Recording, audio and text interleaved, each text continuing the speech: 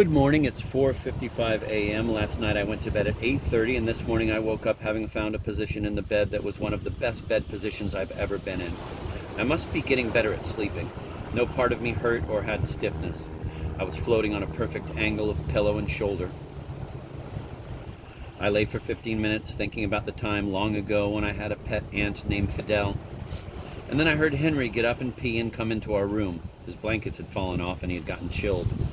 I lifted our covers so that he could get in, a small shivering boy with a very cold hand that he put on my shoulder. Claire was asleep. We three lay there for a while, Henry's nose against my back, until he warmed up and fell asleep. Then I somehow managed to pour myself out of the bottom of the bed without waking either him or Claire so that I could come down here and fire up the morning. I've just crumpled a colorful advertising supplement from Sears. Their slogan is "The Good Life at a Great Price." Every year on my birthday, my mother would take me to buy a new pair of Sears work boots. They cost $5 and they would get very soft at the toe after a few months.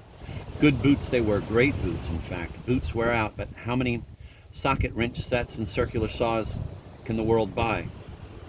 I've lit the crumpled Sears circular. Blue ink sometimes burns bright green. Home Depot is part of what is hurting Sears. Claire bought the unpainted doghouse that we use as a duck chateau at Home Depot. And this past weekend we went there to buy a mini refrigerator so that in the future, when house guests come, they can have breakfast in their own guest room with their own butter and their own milk for their coffee and their own ultra-cool cantaloupe. While it's true that you can have very good conversations with house guests in the morning when everyone's hair is poking off in novel directions, it is also true that by the fourth day, both guest and host, hoarse from forced cheer, will find that they may prefer to read the paper in their pajamas in different parts of the house. So we selected a mini fridge. We stood in an aisle for a long time waiting for a person to show up with an electric lift that he could use to pull down one of the several boxed fridges that were on an upper shelf. Finally, the fridge retriever arrived. He was a diminutive man who has advised us in the past on faucets. This Home Depot employs several very small people, if I'm not mistaken, and they're usually the most knowledgeable. Go right for the bearded dwarf with the tool belt if you want the best advice.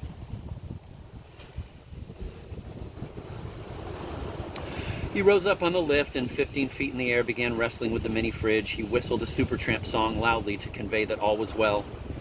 I didn't want to make him nervous by staring up at his struggles, so I turned and looked down the aisle. There was a lot going on. A couple was choosing between two pieces of white pipe. Farther down I saw a big woman in a sweater and leggings pointing up at something. She had a lot of hair. She mounted a moving metal stairway, one that has rollers on one end and rubber nubbins on the other, so that when you put your weight on them, the nubbins act as brakes. And she unhooked a toilet seat from a display. She looked at it from several angles, a big angelic oval in the air above the heads of the ground-level shoppers, and then she handed it down to her husband. He held it for a long while, nodding, then handed it back up to her. She rehung it on its hooks. By then our mini fridge had landed. So now there is quite a nice fridge in the guest room. Henry and Phoebe unpacked it, pulling off all the pieces of blue tape. It was similar to the unpacking of a new printer, which always has pieces of sticky but not too sticky tape holding the various movable elements in place.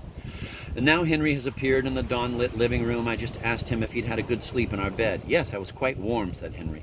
I asked him what made him wake up so early. "Dad, you see, Mom said she was going to read me some more of the book we're reading, and I wondered if she was awake yet. And when I felt how warm it was, I snuggled in. I joined the party." Henry puts the word "dad" in practically every sentence he says to me. He seems to want to say the word "dad." "Who is that, Dad?" "I am." "Dad, in only 2 years I'm going to be 10. He just told me. He has tossed an egg carton onto the fire. There was a fall of large shaggy flakes yesterday. The wild grape at the end of our lawn and the tall pines across the valley are squirrel-tailed with snow. And now I can hear the crows, the birds that announce the end of my secret mourning.